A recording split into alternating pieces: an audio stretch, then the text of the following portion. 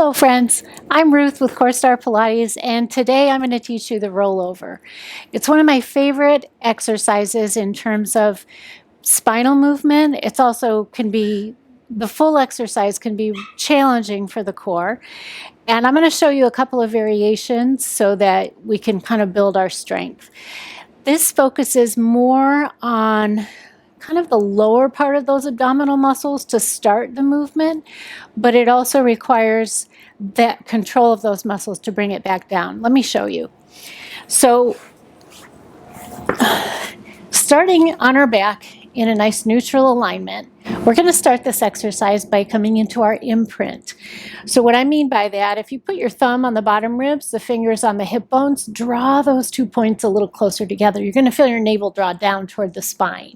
Okay, holding that strong connection so the core is really engaged, the pelvis is stable. We're going to bring one leg at a time up into our tabletop position.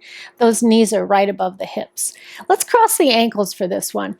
For this one, you're also going to use the stability of the arms here. It's okay to feel like you're pushing down into your arms because it's not cheating. You're stabilizing your body so that you can move another part. We're going to actually lift those hips off the floor. So let's start by activating those arms just gently, pressing down, and we're going to also at the same time pull those lower abdominals in. Start to bring your knees toward your nose, and as you do that, feeling the low back press a little bit and the hips lift up. So as I lifted up, I was really pressing down with my arms to stabilize, but I was using my abdominals both in lifting the hips and in lowering them down. So you're not cheating. You can't get your hips off the floor if you don't engage those abdominals. And there is a little bit of momentum here, but I want you to think more core to control it. Okay, let's try that a few times. So taking a breath in, as you exhale, you're going to curl and lift and control it. Scoop. Back in the day in the gym, we used to call these reverse crunches, but those were done more like this with a lot of momentum. You may have done that before. I want you to think more about the control of this movement.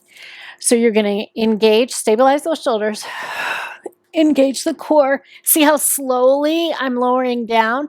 So I'm definitely using my arms here. But I want you to focus on those lower abdominals controlling the movement. I've got a few props here that I want to show to demonstrate a little bit of help. We're going to start by using a small ball. So what I'm going to do is lift the hips up and tuck this under my sacrum, the very back of my pelvis. So it's right behind the back of my hips. And I'm still going to maintain that imprint here, even though my hips are off the floor and bringing the legs to tabletop. So you can see my hips are already maybe 6-7 inches off the floor. So it kind of gives you a head start for this movement. So we're going to cross the ankles, press down on the arms. You might want to hold on to the ball as you lift up. But you see how you're already up there. So it allows you that little boost. And maybe you don't get very far. That's okay. We're using the same muscles in the same way to control that movement. So this is a great prep to use.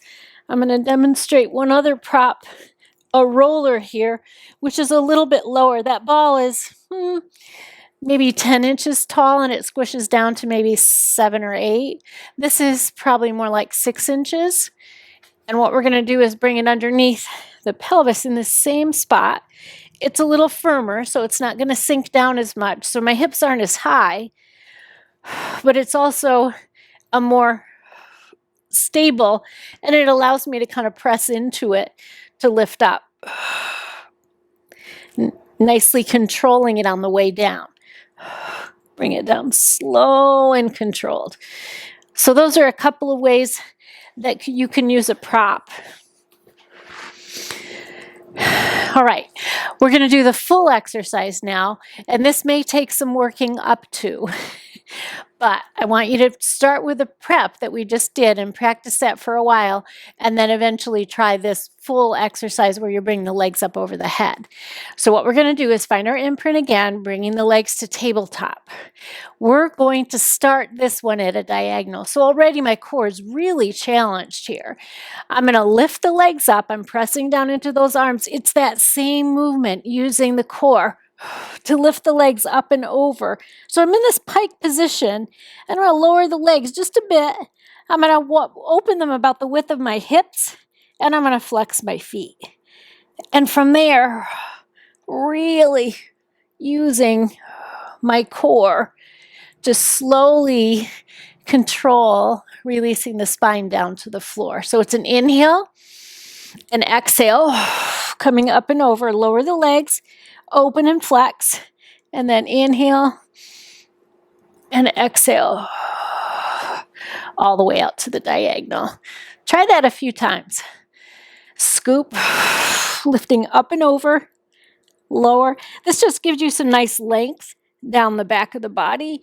And here is where the control comes in, using the core. One more time. I like to think about lengthening. You're really getting some nice length through the spine. We call this spinal articulation. And right here, think about lengthening that low back as you release down to the mat. Feet together, bend the knees coming to tabletop, 1 foot at a time down. So that's our rollover. It's a challenging intermediate exercise, but you can certainly start with a prep to get yourself going. Try that a few times, and as you build up strength, then maybe start to lift the legs higher and higher. So the rollover is a pretty challenging exercise in itself to do the full movement, and there's not a lot of ways to make it harder, but like in all of Pilates, one exercise builds on another, and once we learned a foundational movement, then we can do variations. So there's another exercise called the corkscrew, which is basically kind of moving through the spine in a different way. It's the same movement coming up and over, but now what we're going to do is just a slight shift of our pelvis so that you can imagine instead of rolling down the center of your spine, you're rolling down one side of your spine, shifting to the opposite side of the spine by rolling through the back of your pelvis and lifting up on that side. I'm going to show you from this angle so that you can see my body from this view that it's just a subtle shift. So I'm going to start here. This is the same position that we were in here as we come up and over, only now I'm going to have my head facing you so that you can see what's happening with my pelvis. So I'm going to find my imprint. I'm bringing my legs to tabletop. Those legs are going to come up and over.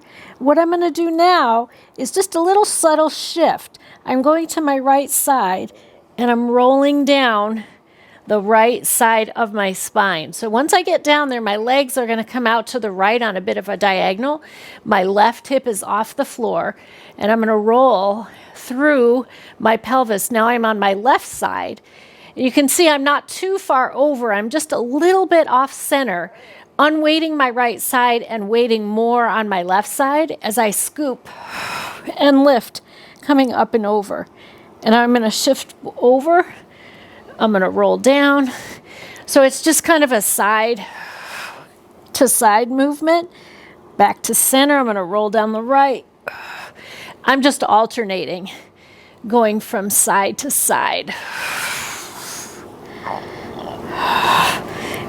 And I'm rolling down the left side of my spine, out to the diagonal to the center. I'm rolling over to my right side, lifting up, back to the center, and down the right, back to the center.